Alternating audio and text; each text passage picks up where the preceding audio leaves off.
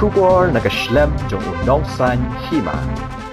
Nongilam kaleng Pyrshang Dr. Mukul Sangma ulakam bakaladon gajing Pyrshang benlumlang badban Pynkhie imbiang yagi dekhot barim jogi Kynhun Lehnoh barib baria haga jela Meghalaya nadu usnem arhajar khatpra katkum gajing itu Dr. Mukul dristi rajkova ubadai waini kinongilam kaseng Lehnoh Ulfa naga jela Asam ulaju penon kambha yagi keto kani kijaka harilum karo kum kijaka yaj lenti bat jakari tengen hagaju kapor nagaleng menteri rangba kejala kunrat sangma ulai kejingi ro ai kipulet kejala kiblat rai borba bani kun yeki kam pentrim bat kani kejingwan pendem jong udristi rajkowa kalawan ru langba kejing trai stom jong kipulet kejala ki baju trai borba man penne ya kesongsok songsai.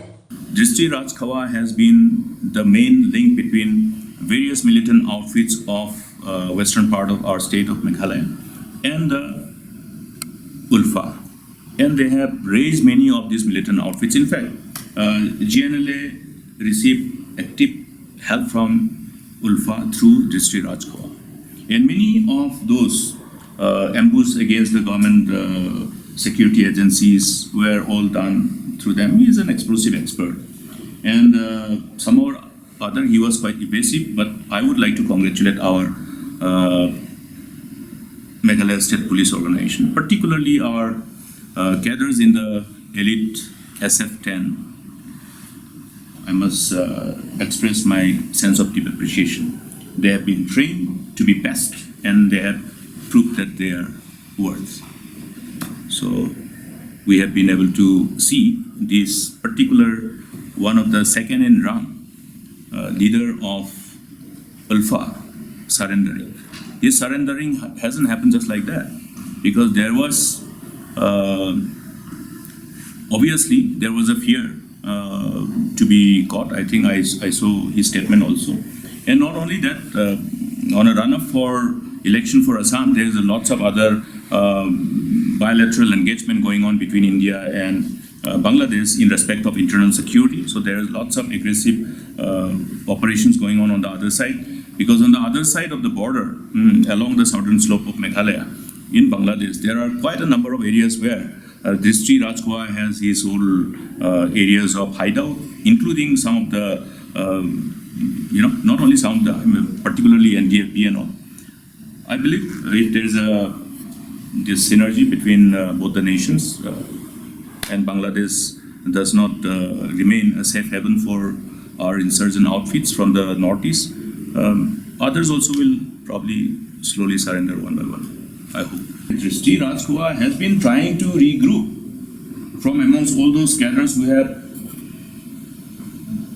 rather withdrawn themselves from their respective parent organizations and surrendered and joined the mainstream. There has been some effort, and then he was slowly doing.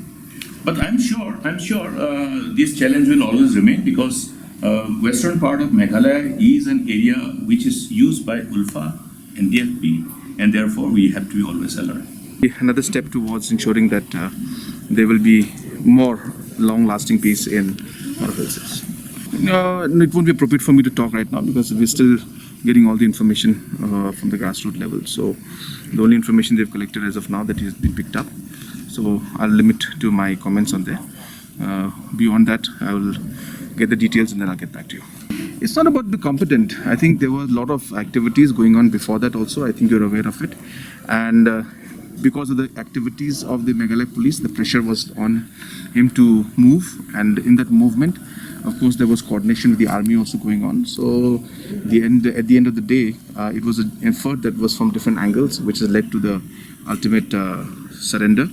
So therefore, I think the Meghalaya police has done a very good job in ensuring that continuous pressure was there, which forced them to flee from the location which they were in. No, we have always stressed as a political leader, I've always stressed that when it comes to insurgency, there are many more aspects to it than just the groups. So yes, this will have a large impact, but I think at the end of the day, it has a lot to do with socio-economic conditions, and therefore we need to continue our work to ensure that socio-economically also we make changes, and overall development in the long run is the only permanent solution to issues like this. But obviously, this particular incident will go a long way in helping the overall cause for peace in the region.